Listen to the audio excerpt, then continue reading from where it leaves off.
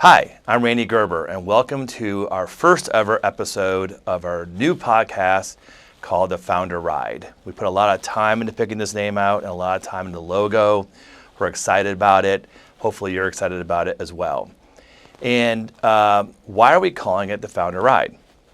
Well, I'll take you through my story and how I got to be a first-generation entrepreneur, and it really kind of parallels with it. And the reality is being an entrepreneur is very, very lonely. And specifically, a first-generation entrepreneur is a lonely place because you just don't know where to go. You don't know where to turn. You don't know where assistance is. And even more confusing is the people around you who love you, people who care about you, probably don't have any experience about being an entrepreneur, let alone first generation. And they want to help you, but they don't know how to help you, or even worse, they give you the advice that's the wrong advice, because it's the advice that they think is right, and they have no experience around that. Which was kind of my story, that I went to Ohio State, thought I was going to be an engineer, realized my sophomore year that there was no chance in the world I was going to be an engineer, and called my mom, and back then we had long distance phones, you had to call a long distance phone number, and called her and said, "Hey Mom, look, I can't be an engineer. Don't know what I want to do, but I can't do this." And she said, "I've been waiting for this phone call for quite some time." And so the blow was easy. She took it, but then she said, "Of course, you need to figure out a way to pay for school," which made the urgency much greater. Regardless, I decided to respond to an internship. A friend of mine had an internship at a financial planning firm. And back in 1988, 1989, financial planning was not a thing. It was a new industry, which is hard to admit now in 2024. That's the case, but it was. And I realized after a few months, you know what? This is something I could do. I could be a financial planner. And didn't know why I felt that, but I did. And so when I graduated, rather than interview for jobs at Procter & Gamble or Worthington Industries or wherever, I started my business and realized a lot very quickly. And at the time, not being from Columbus, anybody who was a client had to cold call my way through meeting people. This is pre-internet, pre-cell phone, and started basically doing financial planning for anybody. And I realized quite a bit through that process, one of which is the power of operational leverage, where having a team of people around you to help you grow the business is super critical. Anyway, first 10 years, this is 1990 to 1999, the stock market went straight up. So I thought I was pretty smart. Clients thought I was pretty smart. We're all making money. The market crashed in 2000. Realized, oops, not so smart. Market went down again in 2001, and it's like, holy smokes, this is really difficult. And because really, since 1973, 74 was the last time the market went down 2 years in a row. I had not experienced that before. I basically experienced a 10-year window where the market went straight up. The good news in this process is that I was doing a brand of holistic financial planning, where we're really talking about the client's goals, their aspirations, looking at everything, looking at their retirement plan, their education, their insurance, their estate planning, cash flow, mortgages, etc. But the investment piece was a critical part of it. 2001 was also a year that several things happened. We had our first child, so life got pretty serious at that point in time. My wife quit her job, so all of a sudden all the income's dependent on me. And of course, 9/11 happens, which life got very, very serious at that point in time. So 2002, the unthinkable happens. The market goes down third year in a row. People aren't alive who experienced this to speak of from 1929, the last time this happened. I'm miserable. I'm unhappy. I'm in therapy. I think this is all my fault. And I really did some deep soul searching. Like, what am I doing? Where am I going? And through that process, I realized a couple things. I really liked being in the business of advice. I like the scalability from an economic perspective of the business, but I definitely didn't like working with everybody. There were some clients that just didn't respect us, some clients that took us for granted, and then there was the reverse of that, some clients I really loved working for. And I went through the whole process of what is it about these people that I like? And I realized, they're entrepreneurs. And while they are not happy about the market going down 3 years in a row, they understand the process. They understand the holistic process we were employing. And then after a few more months, I realized it's not just entrepreneurs, it's the people who start the business, it's the people with the skin in the game. So oftentimes, second and third generation don't have the responsibility. They're an entrepreneur for sure, but they don't have the responsibility of the economics. They don't have the responsibility of, the certainly institutional knowledge from the beginning.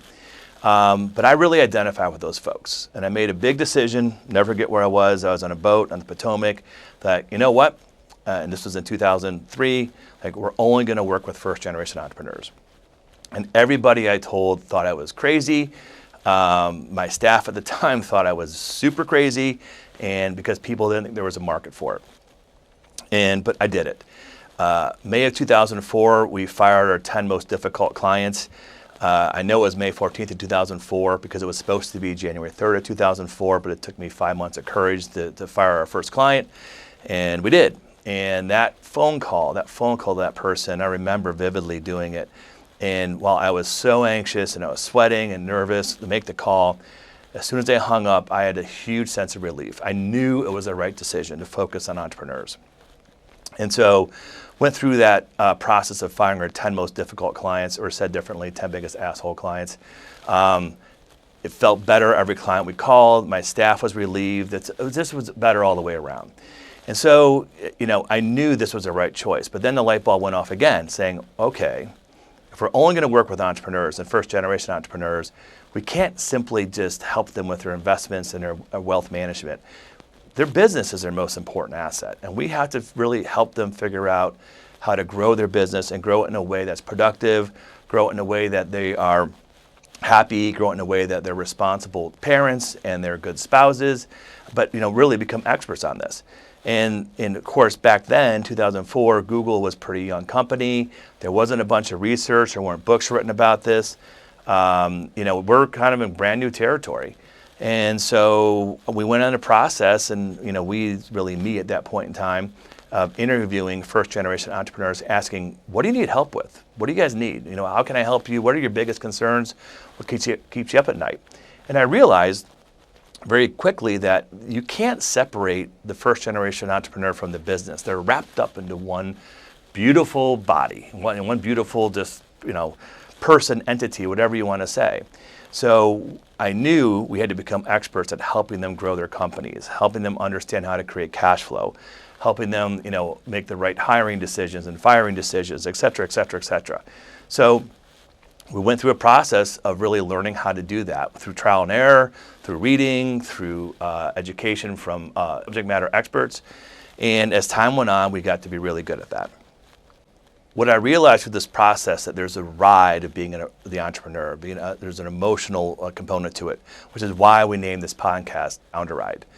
And basically, there's 5 stages. The first stage is the intoxicating stage, where you're so excited, you're pumped up, you're doing something new, you're reinventing the wheel, and you're all in.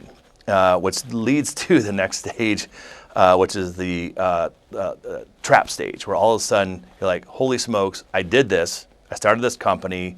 I signed leases. I bought equipment. I have employees, and now I feel pretty trapped. And this is where being an entrepreneur is so lonely, specifically, again, first generation entrepreneur, when you feel trapped. But then you fight through it, because that's what good entrepreneurs do. They fight through it. And a lot of times it's just brute force that solves the problem. People think there's some trick or some special thing you do. A lot of times it's brute force at this stage. Then you move into the light at the end of the tunnel stage. We're like, okay, I can see how this is going to work. This is going to be fine. Going to be good. I'm not quite there yet, but I'm feeling optimistic that there's a light at the end of the tunnel. Then you go into acceleration, and this is where it gets super exciting and super fun. And the acceleration stage is like, okay, these things are working, and you learn how to create operational leverage, create financial leverage. The business is getting better, you're getting better, the team's getting better, and it's exciting. A lot of work, a lot of heavy lifting, but super exciting. And then you get into the sustainable stage, where you're like, okay, we've got things on a good plateau, we're still growing, it's not quite as frantic as it was during the acceleration stage, there's a clear path forward.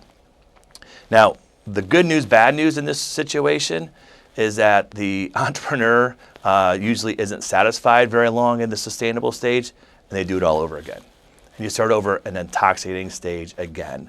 It's just higher stakes, more people, more contracts, more money, more.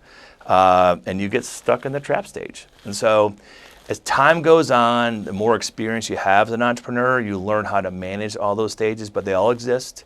Your emotional reality and how you feel about it improves as time goes on because you're more mature. You've been there, done that, but they still exist. And candidly, why we do what we do is we love helping entrepreneurs through this whole process. And it's one of the reasons as a business, at various levels, we've built an ecosystem for first-generation entrepreneurs to plug into to really help them manage through these stages and manage not only their own emotions and their feelings and validate. And oftentimes, I think people are making the right decisions, but they want validation. But also help them at home, help them be a better parent, better spouse, better friend. That's a big one too. The friendship dynamic through this process is important. Clearly, I'm just scratching the surface right now. There's lots and lots and lots of dynamics, lots of support entrepreneurs need. We worked hard and continue to work hard to provide that support in various levels. I'm glad you're listening to this podcast. Hopefully you continue to engage in this podcast because I do think we can be very helpful to really any first generation entrepreneur.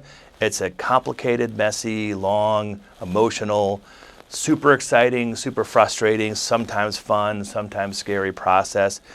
We have been there, done that ourselves and with all of our clients over the last 30 years. And we want to help you and frankly, hear from you as well too on what you learn and what your takeaways are. The next episode of the Founder Ride is about where are we today, where we're going, how are we planning on getting there, and also talking about the entrepreneurial community, which is really the cornerstone and probably the most foundational, important part of being an entrepreneur, learning how to embrace that entrepreneurial community. Thanks for listening. Hope you're having a great day.